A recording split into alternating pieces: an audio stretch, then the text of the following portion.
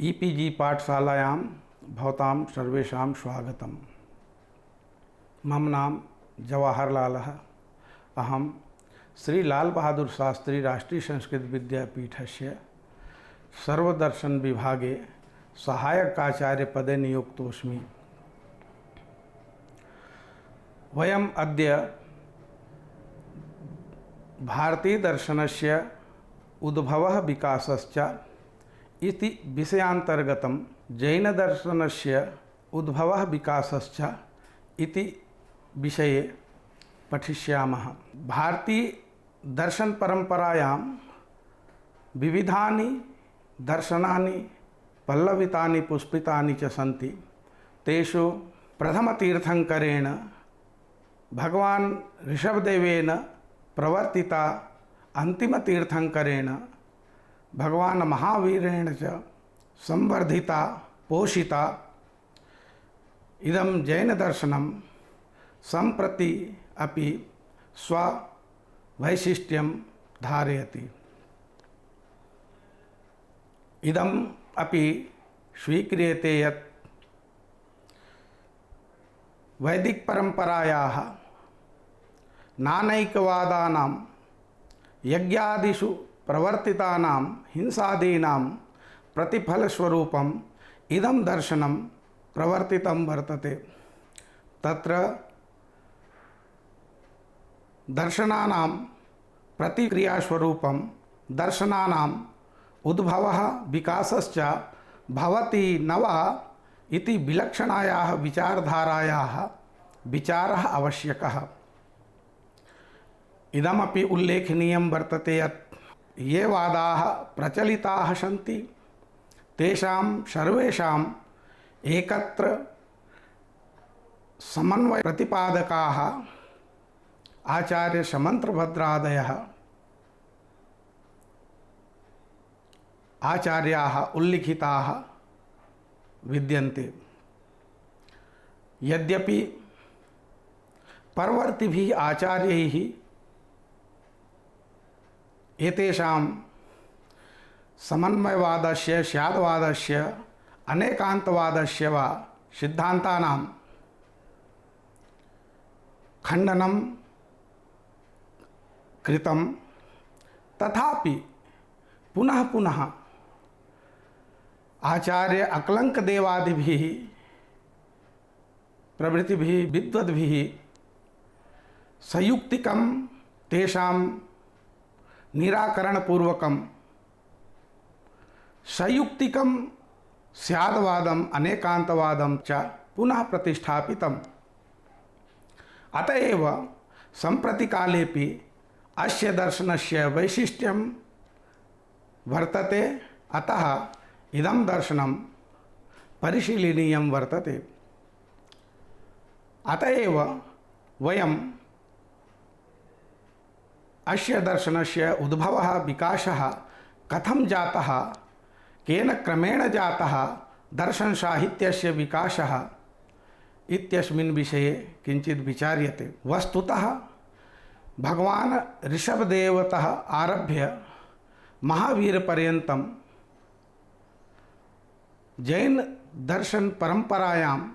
जैनपरम्परायां वा 46 आगमग्रन्थाः विद्यन्ते। तेषु आगमग्रन्थेषु धार्मिक सिद्धान्तानां आचारव्यवस्थानां प्रामुख्येन प्रतिपादनं वर्तते। तथापि 46 आगमग्रन्थेषु 12 ये प्रमुखाः अंगग्रन्थाः सन्ति, तेषु अपि अंगग्रन्थेषु यो हि अन्तिमः अंगग्रन्थः दृष्टिवादः वर्तते, तस्मिन् दृष्टिवाद नामके ग्रन्थे जैनदर्शनस्य बीजम् उपलभ्यते। अतएव वक्तुं शक्यते यत् जैन दार्शनिक सिद्धान्तानां बीजम् आगमग्रन्थेषु अपि अथवा जैन दार्शनिक सिद्धांतानाम् उद्भवः आगम ग्रंथेभ्यः एव जातः। दृष्टिवादस्य यो हि अंग विशेषः षट्खंडागम नामकः ग्रंथः पुष्पदंत भूतबलि प्रणीतः, तत्रापि दार्शनिक सिद्धांतानां चर्चा विद्यते। तत्र स्यादस्ति स्याद् नास्ति, स्याद् अस्ति नास्ति, अवक्तव्य आदि पदानां दार्शनिक सिद्धांत प्रतिपादकानां पदानां प्रयोगः बाहुल्येन दृश्यते। ततः परम अपि आचार्य कुंद कृत प्रवचनसार समयसार पंचास्तिकायादि ग्रंथेषु अपि आर्ष ग्रंथेषु जैन दर्शन प्रतिपादकानां सिद्धांतानां उल्लेखः विद्यते। अतएव वक्तुं शक्यते अस्य दर्शनस्य दर्शन साहित्यस्य च उद्भवः आगम ग्रंथेभ्यः एव जातः इति। तत्र श्वेतांबर परंपरायां स्वीकृत आगम ग्रंथेषु अपि जैन दर्शन साहित्यस्य जैन सिद्धांत प्रतिपादकानां पदानां वा बीजम् उपलभ्यते। तत्र द्वादशांग ग्रंथेषु यो हि अंतिमः दृष्टिवादः तत्र अंगस्य स्वरूपं प्रतिपादितं वर्तते, यत्र विविध दृष्टीनां वादीनाम् अभिमतानां सिद्धांतानां प्ररूपणं स्यात् स एव दृष्टिवादः। अनेन ज्ञायते यत् जैन दर्शनस्य उद्गमः दृष्टिवाद नामकेन अंगश्रुतेन एव जातः। जैन मनीषिणा यशो विजयेनापि लिखितं वर्तते यत् स्याद्वादार्थो दृष्टिवादार्णवो अर्थः, अर्थात स्याद्वादार्थः जैन दर्शनम दृष्टिवाद रूपेण आर्णवेन एव समुत्पन्नं भवति। अत्र आचार्य यशो विजयः दृष्टिवादम् अंगग्रन्थं स्याद्वाद सिद्धान्तस्य आर्णवः इति प्रतिपादितवान्। तत्रैव वस्तुतः स्याद्वाद दर्शनम् एव जैन दर्शनं जैन न्यायः वर्तते इति अन्येषामपि आचार्याणाम् अभिमतं वर्तते। यथा हि आचार्य समन्तभद्रः सर्वान् तीर्थंकरान् स्याद्वादी उक्त्वा तेषाम् उपदेशं च स्पष्ट रूपेण स्याद्वाद न्यायः उक्त्वा तत्रैव च दर्शनमपि अन्तर्भूतम्। उत्तरवर्ती आचार्यैः अकलङ्कदेवैः अपि उक्तं यत् ऋषभदेवतः महावीरपर्यन्तं सर्वे तीर्थंकराः स्याद्वादोपासकाः एव आसन्। आचार्य समन्तभद्रः, अकलङ्कदेवः, यशो विजयातिरिक्त अन्येपि ये दार्शनिकाः जैन सिद्धांत प्रवर्तकाः आसन् ते सर्वेपि स्याद्वाद दर्शनम् एव जैन न्याय रूपेण प्रतिपादनं कृतवन्तः। अयं संभवः प्रतिभाति यत् वैदिक बौद्ध दर्शनानां विकासः जैन दर्शनस्य विकासे प्रेरकः स्यात्। तेषां च क्रमिक शास्त्र रचना जैन दर्शनस्य क्रमिक शास्त्र रचनायां सहायकः स्यात्। जैन दर्शनस्य ऐतिहासिक परंपरा। यद्यपि जैन दार्शनिक सिद्धांतानां प्रवर्तनम् आगमेषु जातं, परन्तु तेषां विस्तृतं विवेचनं जैनाचार्यैः परवर्ती साहित्ये कृतं। तेषु प्रमुखाः सन्ति आचार्य कुन्दकुन्दः, आचार्य उमास्वामी, आचार्य सिद्धसेनः, आचार्य समन्तभद्रः, आचार्य हरिभद्रः, अकलङ्कदेवः, विद्यानन्दः, वादिराजः, हेमचन्द्रः, मल्लिसेनसूरिः, यशो विजयादिः। आचार्य कुन्दकुन्दस्य कालः प्रथम शताब्दी स्वीक्रियते जैन मनीषिभिः। आचार्य कुन्दकुन्दस्य नियमसारः, समयसारः, पंचास्तिकायसारः, प्रवचनसारः जैन दार्शनिक साहित्यस्य विकासे अत्यन्तमेव महत्वपूर्णः प्रमुखाश्च ग्रन्थाः सन्ति। जैन दर्शन परंपरायाम् अन्तिमः त्रयाणां नाटकत्रयी संज्ञापि वर्तते।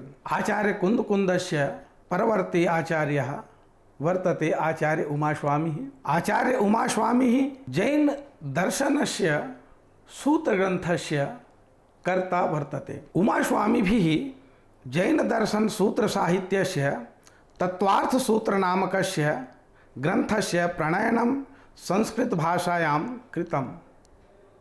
अयं ग्रन्थः प्रथमः संस्कृत ग्रन्थः वर्तते।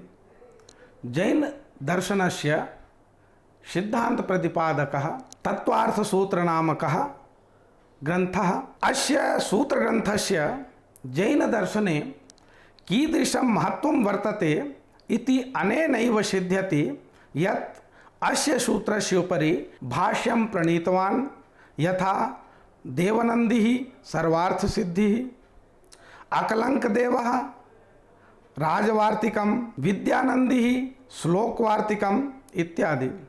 एतेषां समयः जैनाचार्याः द्वितीयशताब्दी समन्तभद्रः। आचार्य समन्तभद्रस्य समयः वर्तते द्वितीय-तृतीयशताब्दी। सिद्धसेनः आचार्य सिद्धसेनस्य समयः वर्तते पंचम शताब्दी। समन्तभद्रः आचार्य समन्तभद्रस्य समयः वर्तते द्वितीय-तृतीयशताब्दी। जैन व्याकरणे चतुष्टयं समन्तभद्रस्य इति उक्त्वा अस्य आचार्यस्य उल्लेखः प्राप्यते। एतेषाम् आचार्याणाम् आप्तमीमांसा, स्वयंभूस्तोत्रं, जिनस्तुतिशतकं, रत्नकरण श्रावकाचारः इत्यादयः प्रमुखाः ग्रन्थाः सन्ति। सिद्धसेनः आचार्य सिद्धसेनस्य समयः वर्तते पंचम शताब्दी। अयम् आचार्यः जैनन्यायस्य प्रमुखाः ग्रन्थाः न्यायावतारः, सन्मतितर्कसूत्रं प्रणीतवान्। हरिभद्रसूरिः अष्टम शताब्द्याम् अयम् आचार्यः षड्दर्शनसमुच्चय नामकस्य प्रसिद्धस्य दार्शनिक साहित्यग्रन्थस्य प्रणयनं कृतवान्। अकलङ्कदेवः जैनदर्शनन्यायपरम्परायाः विकासे आचार्य अकलङ्कदेवस्य अत्यन्तमेव महत्त्वपूर्णं योगदानं वर्तते। एभिः आचार्यैः तत्त्वार्थसूत्रोपरि राजवार्तिकम्, आप्तमीमांसोपरि अष्टशती, लघीयत्रय, न्यायविनिश्चयः, प्रमाणसंग्रहः, जैनन्यायग्रन्थाः प्रणीताः। विद्यानन्दिः अस्य समयः नवम शताब्दी स्वीक्रियते। समन्तभद्रस्य आप्तमीमांसायाम् अकलङ्कदेवेन या अष्टशती लिखिता, तथैव एभिः अष्टसहस्री नाम्नी टीका अपि विरचिता। तत्त्वार्थसूत्रोपरि श्लोकवार्तिक नाम्नी टीका अपि एभिः विरचिता। वादिराजः जैनन्यायपण्डितः इति नाम्नाख्यातः अयम् आचार्यः। अस्य समयः दशम शताब्दी स्वीक्रियते। जैनन्यायशास्त्रस्य विषयप्रतिपादकाः न्यायविनिश्चयविवरणं, न्यायविनिश्चयभाष्यम् एतेषां प्रमुखाः कृतयः सन्ति। हेमचन्द्रः जैनन्यायक्षेत्रे प्रमाणमीमांसा अस्य अत्यन्तमेव महत्त्वपूर्णा कृतिरस्ति। एते कलिकाल सर्वज्ञ उपाधि विभूषिताः आचार्याः सन्ति। अस्य समयोपि नवम दशम शताब्दी स्वीक्रियते। मल्लिसेन सूरि एतेषां समयः त्रयोदश शताब्दी स्वीक्रियते। जैन दर्शनस्य क्षेत्रे स्यादवादमञ्जरी एतेषां प्रमुखा महत्त्वपूर्णा च कृतिः वर्तते। जैन परंपरायां जैन तर्कभाषायाः कर्ता आचार्य यशो विजयः। जैन तर्कभाषा जैन न्यायस्य अत्यन्तमेव महत्त्वपूर्णः ग्रन्थः वर्तते। अस्य जैन तर्कभाषायाः कर्तुः समयः षोडश शताब्दी स्वीक्रियते। जैन दर्शन साहित्यस्य विकासकालखण्डः। यद्यपि जैन दर्शनस्य जैन न्यायस्य च प्रतिपाद्य विषयाणां विचारः जैन आगमेषु आचार्य कुन्दकुन्दस्य ग्रन्थेषु उपलभ्यते, तथापि जैन दर्शनं जैन न्याय साहित्यस्य विकासः यथा आचार्य समन्तभद्रस्य काले जातः तथा ततः प्राक् जैन आर्ष ग्रन्थेषु अपि नैव उपलभ्यते। अतः जैन दर्शनस्य विकासस्य अध्ययनं त्रिषु रूपेषु त्रिषु कालखण्डेषु कर्तुं शक्यते। आदिकालः समन्तभद्रकालः। अयं कालः द्वितीयशताब्दीतः सार्धषट्शताब्दीं यावत् स्वीक्रियते। द्वितीयः मध्यकालः अकलङ्ककालः। अयं कालः सार्धषट्शताब्दीतः पञ्चाशदुत्तरसहस्रम् ईस्वी कालं यावत् स्वीक्रियते। उत्तरमध्यकालः अयं कालः प्रभाचन्द्रकालः 50,000 ईस्वीतः 1700 ईस्वी कालं यावत्। आदिकालः समन्तभद्रकालः। जैनदर्शनस्य विकासस्य आरम्भः यद्यपि आचार्य कुन्दकुन्देन उपलभ्यते, पञ्चास्तिकायाः प्रवचनसारादि प्राकृतग्रन्थेषु जैनदर्शनस्य जैनन्यायस्य बीजं प्राप्यते। भगवती सूत्रे, स्थानाङ्ग सूत्रे आदि अनेकेषु आगमेषु अपि जैनदर्शनसाहित्यस्य विचाराः विद्यमानाः सन्ति। तथापि गृद्धपिच्छि आचार्य उमास्वामिनः तत्त्वार्थसूत्रे तु सर्वथैव दार्शनिकतत्त्वानामेव विवेचनं सिद्धान्तरूपेण विहितं वर्तते। कालान्तरे आचार्य समन्तभद्रः एकान्तवादं निराकृत्य अनेकान्तवादस्य स्याद्वाद सिद्धान्तस्य च प्रस्थापनम् अकरोत्। आचार्य समन्तभद्रः स्याद्वाद सप्तभङ्गेन सिद्धान्त प्रतिपादकानां ग्रन्थानां संस्कृतभाषायां प्रणयनं कृतवान्। अनेन प्रतीयते यत् आचार्य समन्तभद्रः भारतीय दार्शनिक क्षेत्रे जैनदर्शनस्य नवयुगस्य प्रवर्तनम् अकरोत्। ततः प्राक् जैन संस्कृतेः प्राणभूतं स्याद्वाद सिद्धान्तम् आगमरूपेण एव प्राप्यते स्म। तेषाम् उपयोगश्च आगमेषु प्रतिपाद्यविषयाणां निरूपणे एव भवति स्म। यद्यपि बुद्धमहावीरयोः अहिंसात्मकोपदेशेन यज्ञप्रधानवैदिकपरम्परायाः प्रभावः क्षीणः जातः, किञ्चित् कालानन्तरं वैदिकसंस्कृतेः पुनः प्रभावः वर्धितः। वैदिकविद्वद्भिः श्रमणपरम्परा प्रवर्तिता हिंसादि सिद्धान्तानां खण्डनम् आरभत। फलतः वैदिकपरम्परायां कणादः, जैमिनिः, अक्षपादः, वादरायणादयः आचार्याः अभूवन्। बौद्धपरम्परायां च अश्वघोषः, नागार्जुन, वसुबन्ध्वादि विदुषां, जैनपरम्परायां च कुन्दकुन्द, गृद्धपिक्षि प्रभृतीनां मनीषिणाम् उद्भवः जातः। एभिः स्वसिद्धान्तानां सम्पोषणेन प्रतिष्ठापनेन सहैव वैदिकविदुषाम् आलोचनां निराकरणम् अपि कृतम्। कालान्तरे पुनः यद्यपि वैदिक परंपरा वैशेषिक मीमांसा न्याय वेदांत सांख्यादि अनेकेषु शाखासु आसीत्, तेषु अपि परस्परं खण्डनं मण्डनम् आलोचनं प्रत्यालोचनं प्रचलति स्म। तथापि एते सर्वेपि श्रमण सिद्धांत विरुद्धाः आसन्। सर्वेषां सिद्धान्तानाम् आधारः वेद एव आसीत्। दार्शनिक जगति आचार्य समन्तभद्रस्य योगदानम्। जैन परंपरायां दक्षिण भारते महामनीषिणः समन्तभद्रस्य जन्म अभवत्। अयम् आचार्यः अतीव प्रतिभासम्पन्नः तेजस्वी पंडितः आसीत्।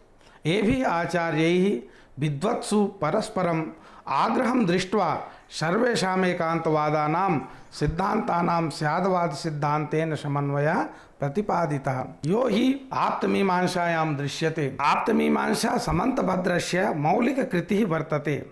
तत्र उक्तं वर्तते, स्याद्वाद केवलज्ञाने वस्तुतत्त्वप्रकाशने भेदः साक्षात् असाक्षात् च ह्यवस्त्वन्यतमं भवेत्। अपि च तत्त्वज्ञानं प्रमाणं ते युगपत् सर्वभाषणं क्रमभावी च यज्ञानं स्याद्वादने संस्कृतम्। यद्यपि श्रमणेतराणां वादानां चर्चा जैन परंपरायाः दृष्टिवादे भगवती सूत्रे सूत्रकृतांग नामकेषु आगम ग्रंथेषु उपलभ्यते, तथापि तादृशः विचारः तत्र नोपलभ्यते यादृशः समन्तभद्रस्य काले दृश्यते। अतएव समन्तभद्रेण एते प्रचलिताः वादाः सविस्तरेण विचारिताः। एकान्तवादेषु च दोषं प्रदर्श्य तेषां सर्वेषां समन्वयः स्याद्वादेन कृतः। उक्तं हि आचार्य समन्तभद्रेण आप्तमीमांसायां भाव एकान्तवादे दोषः, अभाव एकान्तवादे दोषः, उभय एकान्तवादे दोषः। तत्र भाव एकांतवादे दोषः यथा कार्यद्रव्यम अनादि स्यात् प्राग भावस्य निह्नवे। अभाव एकांतवादे दोषः अभाव एकांत पक्षेपि भावप्यहनवादिनां बोधवाक्यं प्रमाणं न केन साधन दूषणम्। उभयैकांतवादे दोषः विरोधान्नोभयैकात्म्यं स्याद्वाद न्याय विद्विषाम्।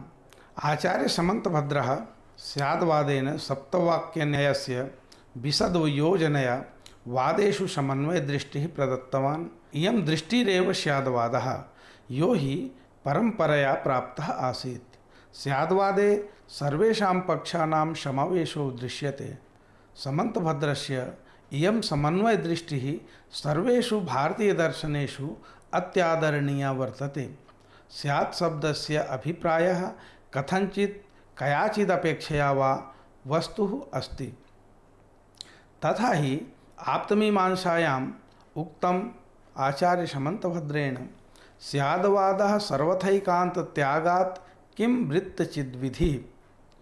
एतदर्थमेव आचार्य समन्तभद्रः स्याद्वाद तीर्थ प्रभावकः स्याद्वाद अग्रणी आदि नाम्नापि स्मर्यते।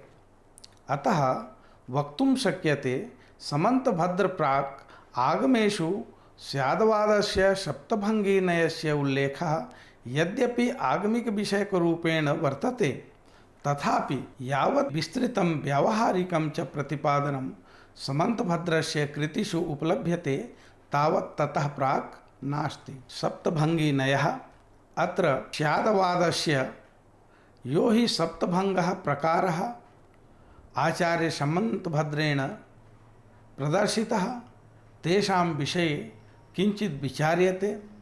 तत्र प्रथमः भङ्गः वर्तते स्यादस्ति। कथंचित् भूतले घटः अस्ति। स्वद्रव्य स्वक्षेत्र स्वकाल स्वभाव मर्यादया भूतले घटः अस्ति।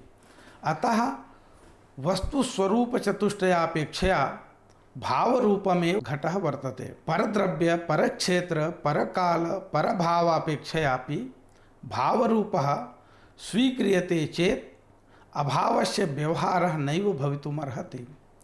तथा सति प्रागभावस्य अभावे वस्तुः अनादिः स्यात्। अध्वंसाभावस्य अभावे अनन्तः स्यात्।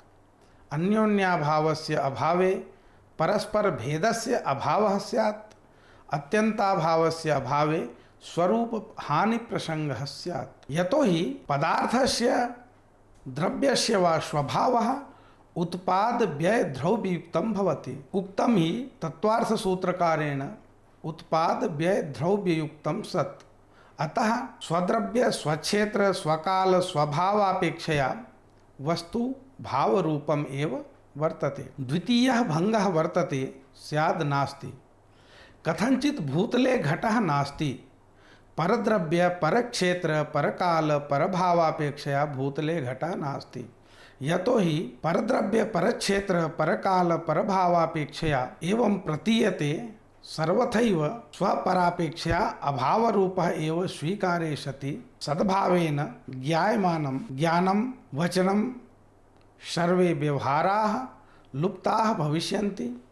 ज्ञानाभावे ज्ञानज्ञेययोः वाच्यवाचकयोः व्यवहाराः अपि लुप्ताः भविष्यन्ति। अतः परापेक्षया एव वस्तु अभावरूपं वर्तते। तृतीयः भङ्गः वर्तते स्यादस्ति नास्ति। कथंचित् भूतले घटः अस्ति अपि नास्ति अपि। अत्रापि स्वद्रव्य स्वक्षेत्र स्वकाल स्वभाव मर्यादया भूतले घटः अस्ति। परद्रव्य परक्षेत्र परकाल परभावापेक्षया भूतले घटः नास्ति। वस्तुनः क्रमाद् उभय विवक्षाः भवन्ति। उभय विवक्षा तदैव संभवः यदा वस्तु कथंचित् उभय रूपेण स्यात्। अतः घटः कयाचिदपेक्षया अस्ति कयाचिदपेक्षया च नास्ति। चतुर्थः भङ्गः वर्तते स्याद् अवक्तव्यम्। भूतले घटः कथंचित् अवक्तव्यमेव वर्तते। यतो हि अस्ति नास्ति उभयोः युगपत् निर्वचनासंभवात् भूतले घटः अवक्तव्यमेव वर्तते। एकस्मिन् काले उच्चरितः शब्दः एकस्यैव भावस्य अभावस्य वा अर्थस्य बोधकः भवति। अतः युगपद विवक्षायां निर्वचनाभावात् वस्तु अवक्तव्यमेव वर्तते। पंचमः भंगः वर्तते स्यादस्ति अवक्तव्यम्, अर्थात भूतले घटः कथंचिदस्ति किंतु अवक्तव्यमेव, तस्य निर्वचनासंभवात्। षष्ठः भंगः स्याद् नास्ति अवक्तव्यम्, अर्थात भूतले घटः कथंचिद नास्ति किंतु अवक्तव्यमेव, तस्य निर्वचनासंभवात्। स्यादस्ति च नास्ति च अवक्तव्यं च अयमस्ति सप्तमः भंगः, अर्थात भूतले घटः कथंचिदस्त्यपि कथंचिद नास्त्यपि कथंचिद अवक्तव्यमेव, तस्य निर्वचनासंभवात्। वस्तुतः वस्तुनि यो हि धर्माः सन्ति एते धर्माः वस्तुनः स्वभावाः एव। अतः एभिः सप्तभङ्गैः वस्तुनः धर्माः स्वभावाः एव निरूपिताः सन्ति। अनया रीत्या एव आचार्य समन्तभद्रः एकान्तवादं निराकृत्य अनेकान्तवादं साधितवान्। अथ च जैनदर्शनस्य प्रतिपाद्यविषयाणामपि प्रतिपादनं कृतवान्। इतः प्रायः जैनदार्शनिकसिद्धान्तम् अल्पेनैव उपलभ्यते स्म।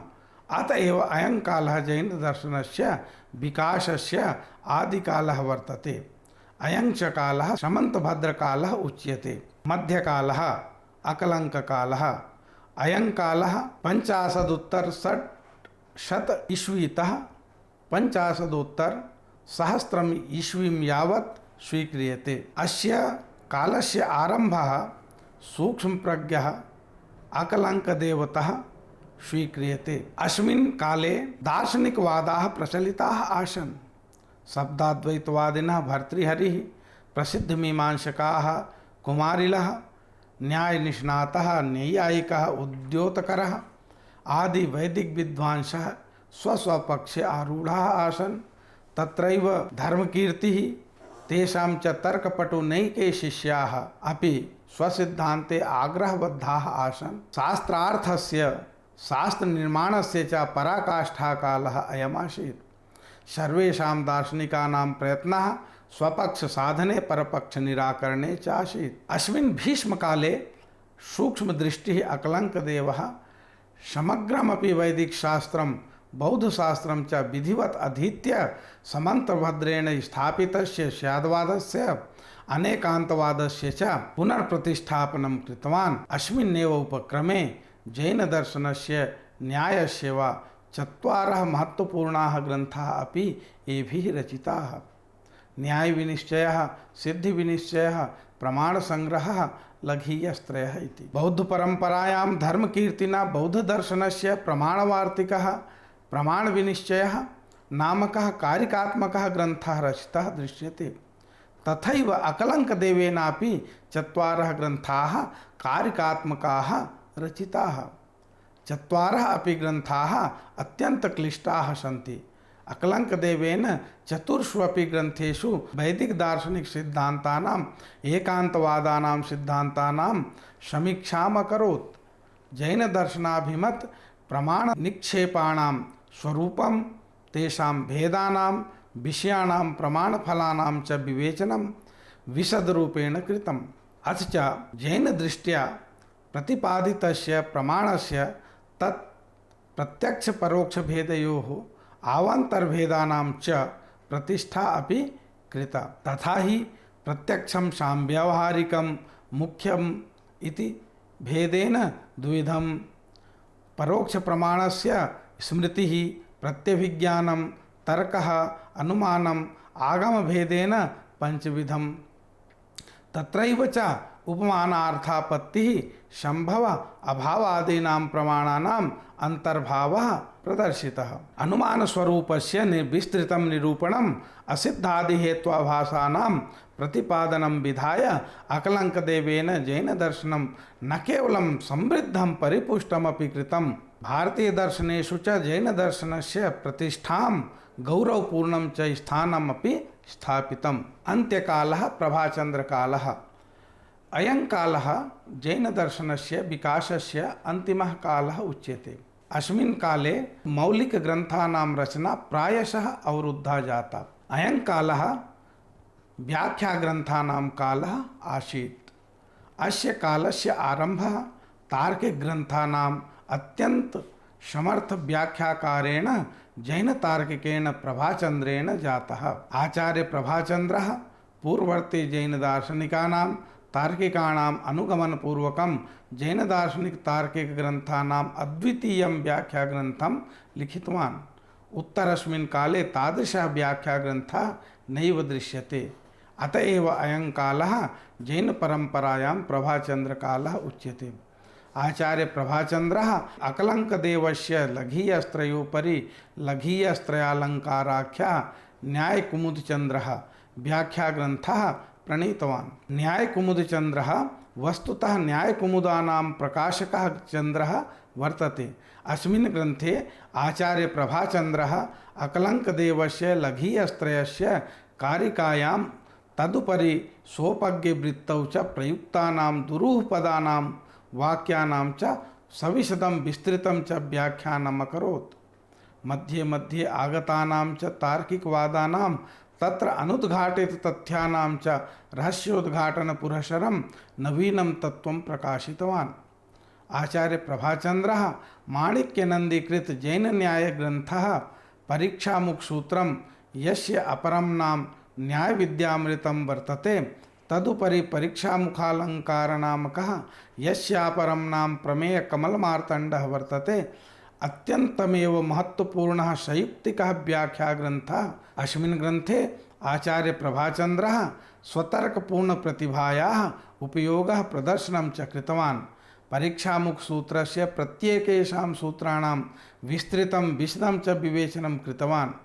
वादीनां च आक्षेपाणां सयुक्तिकं परिहारमपि कृतवान्। जैनपरम्परायाम् अयं ग्रन्थः अत्यन्तमेव श्लाघनीयः वर्तते। वस्तुतः प्रभाचन्द्रस्य एतौ द्वौ अपि व्याख्याग्रन्थौ न्यायकुमुदचन्द्रः प्रमेयकमलमार्तण्डश्च मूलवत् एव प्रतीयते। किञ्चित् कालानन्तरम् आचार्य प्रभाचन्द्रस्य परवर्ती आचार्यः पंडित अभयदेवेन सिद्धसेन कृत सन्मतिसूत्रोपरि विस्तृता सन्मतितर्क नाम्नी टीका लिखिता। इयं टीका अनेकान्तवाद स्यादवाद सिद्धांत प्रकाशिका वर्तते। अस्मिन् क्रमे देवशूरिणः स्यादवादरत्नाकरः यस्य अपरं नाम प्रमाणनयतत्त्वालोकालङ्कारः वर्तते, टीकापि उल्लेखनीया वर्तते। अनयोः टीकयोः प्रभाचन्द्रस्य प्रभावः दृश्यते। लघीयस्त्रयोपरि अभयचन्द्रस्य लघीयस्त्रयतात्पर्यवृत्तिः, हेमचन्द्रस्य प्रमाणमीमांसा, मल्लिशेणसूरिणः स्याद्वादमञ्जरी, आसाधरस्य प्रमेयरत्नाकरः, भावसेनस्य विश्वतत्त्वप्रकाशः इत्यादि नैके ग्रन्थाः, यशोविजयस्य अष्टसहस्रविवरणं, जैनतर्कभाषा, ज्ञानबिन्दुश्च अस्य कालस्य दार्शनिक साहित्यं च वर्तते। भारतीयदर्शनेषु जैनदर्शनस्य विशिष्टं स्थानं विद्यते। प्रायशः सर्वेषु वैदिकदर्शनेषु एकान्तवादस्य सिद्धान्तस्य प्रतिपादनं विहितं वर्तते। तेषां सर्वेषाम् एकान्तवादसिद्धान्तानां जैनदर्शने सप्तभङ्गिनयेन स्यादवाद सिद्धान्ते समन्वयो विहितः वर्तते। अस्य